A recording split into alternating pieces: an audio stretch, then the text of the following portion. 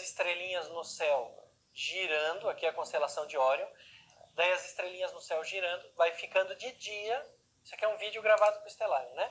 De dia o Sol surge de um lado, nasce de um lado, né? O Sol vai subindo no céu, até ele vai chegar num ponto mais alto do céu, naquele dia, que é um momento que nós chamamos de meio-dia, metade do dia. Depois que ele chega no ponto mais alto no céu, ele vai descendo para se pôr do outro lado. Você consegue observar isso em qualquer lugar, aí na sua cidade você consegue observar isso. Você pode de manhã bem cedinho, a hora que o sol está nascendo, marcar o local onde o sol está nascendo. Então ele vai nascer aqui. Fica observando o sol, o movimento dele ao longo do dia. Então ele vai subindo, vai aumentando de altura, não precisa passar em cima da sua cabeça, pode ficar mais baixo, é o normal, e depois ele vai se pôr em outro lugar, tá? Fazendo esse movimento que eu estou mostrando para vocês. E agora o sol se pôs, né? Ele está dando a volta, aparentemente, aqui, né? A gente vê de novo os objetos de noite no céu. Aqui é a constelação de Orion, as Três Marias, tá?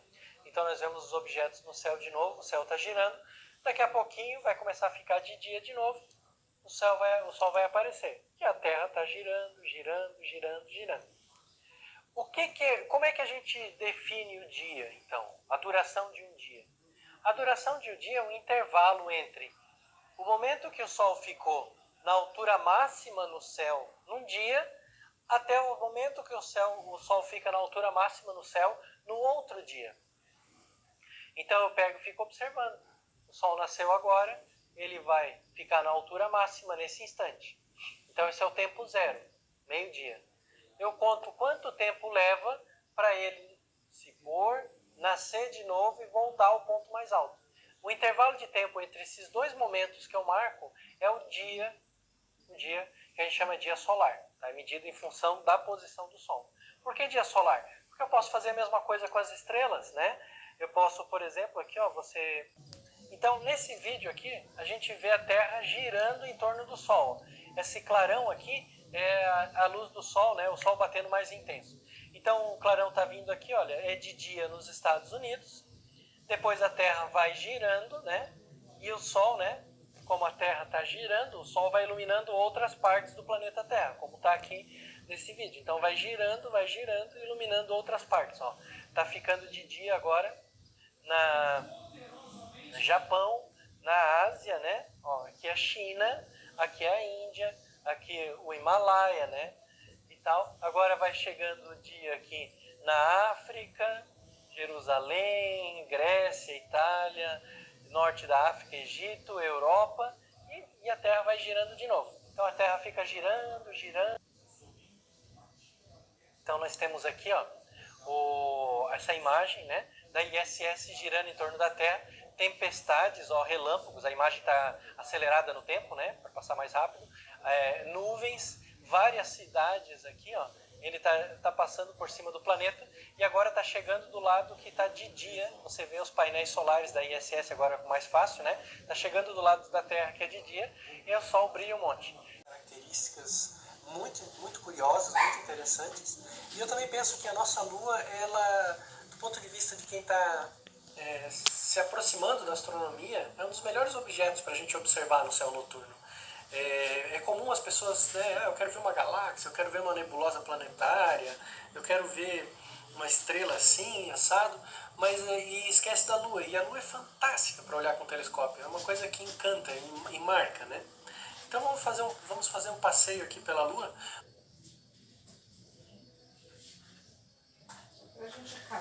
To nearly everyone, the moon appears to be a sterile, gray, unchanging world.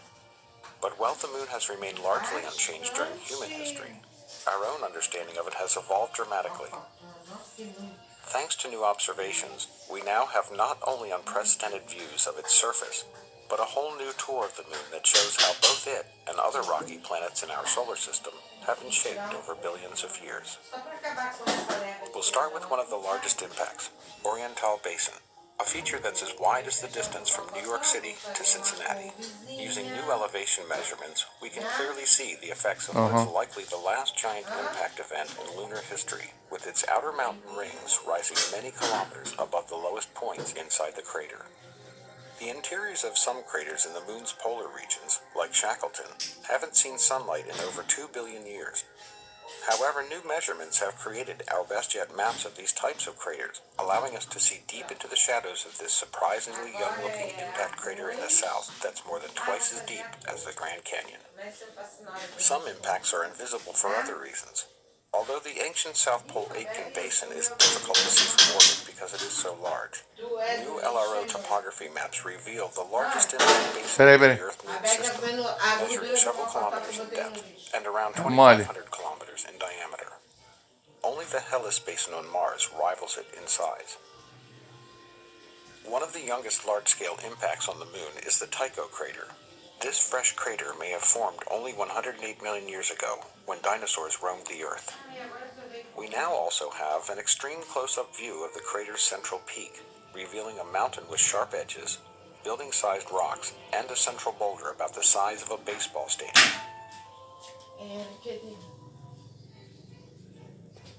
The Aristarchus Plateau is another recent lunar formation that has long interested scientists and astronomers.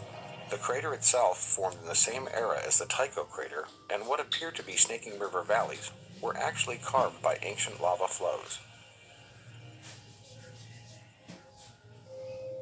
Next, we arrive at Mare Serenitatis on the near side of the Moon.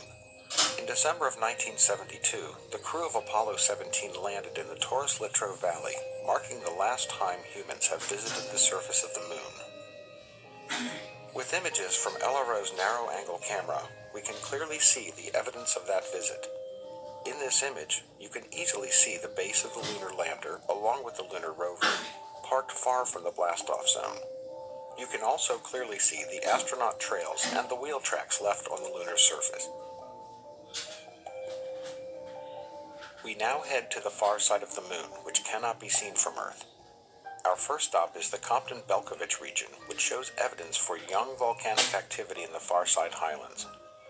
This feature is unique not only because it is isolated from other volcanoes in the area, but also because it is located nowhere near the Maria, where volcanoes are usually found. Also, on the far side, we find the Jackson crater, which, like the Tycho crater on the near side, has an extensive and complex ray system. In fact, this crater is often considered to be like a twin to Tycho. Finally, the Silkowski Crater stands out as an excellent example of a far-side crater filled with a sea of ancient lava, known as a mare. It is particularly interesting to scientists and other observers because of its isolation from other similar craters, as well as its beautiful central peak. As we continue to study the Moon, our understanding of it improves, giving us new insights not only into how it has evolved over time, but also how other rocky planets in our solar system have come to look the way they do. With new missions, new instruments, and new technologies, we will continue to improve our knowledge of the Moon and better understand the history of our solar system. We pioneered a path to the Moon. The trail we blazed cut through the fictions of science and showed us all what was possible. Very pretty out here. Today our calling to explore is even greater. To go farther, we must be able to sustain missions of greater distance and duration. We must use the resources we find at our destinations. We must overcome radiation, isolation, gravity, and extreme environments like never before. These are the challenges we face to push the bounds of humanity. We're going to the Moon to stay by 2024, and this is how. This all starts with the ability to get larger, heavier payloads off-planet and beyond Earth's gravity. For this, we designed an entirely new rocket. The Space Launch System. SLS will be the most powerful rocket ever developed. And with components in production, And more in testing? this system is capable of being the catalyst for deep space missions. We need a capsule that can support human launch through deep space and return safely back to Earth. For this, we've built Orion. This is NASA's next-generation human space capsule. Using data from lunar orbiters that continue to reveal the Moon's hazards and resources. We're currently developing an entirely new approach to landing and operating on the Moon. Using our commercial partners to deliver science instruments and robotics to the surface, we are paving the way for human missions in 2024. Our charge is to go quickly and stay, to press our collective efforts forward with a fervor that will see us return to the moon in a manner that is wholly different than 50 years ago. We want lunar landers that are reusable, that can land anywhere on the lunar surface. The simplest way to do so is to give them a platform in orbit around the moon from which to transition. An orbiting platform to host deep space experiments and be a waypoint for human capsules. We call this lunar outpost Gateway. The beauty of the Gateway is that it can be moved between orbits It will balance between the Earth and Moon's gravity. in a position that is ideal for launching even deeper space missions. In 2009, we learned that the moon contains millions of tons of water ice. This ice can be extracted and purified for water. It can be separated in oxygen for breathing or hydrogen for rocket fuel. The moon is quite uniquely suited to prepare us and propel us to Mars and beyond. This is what we're building. This is what we're training for. This we can replicate throughout the solar system. This is the next chapter of human space exploration. Humans are the most fragile element of this entire endeavor, and yet we go for humanity. We go to the moon and onto Mars to seek knowledge and understanding and to share it with all. We go knowing our efforts will create opportunities that cannot be foreseen. We go because we are destined to explore and see it with our own eyes. We turn towards the moon now, not as a conclusion, but as preparation, as a checkpoint toward all that lies beyond. Our greatest adventures remain ahead of us. We are going. We're going. We are going. We are going. We're going.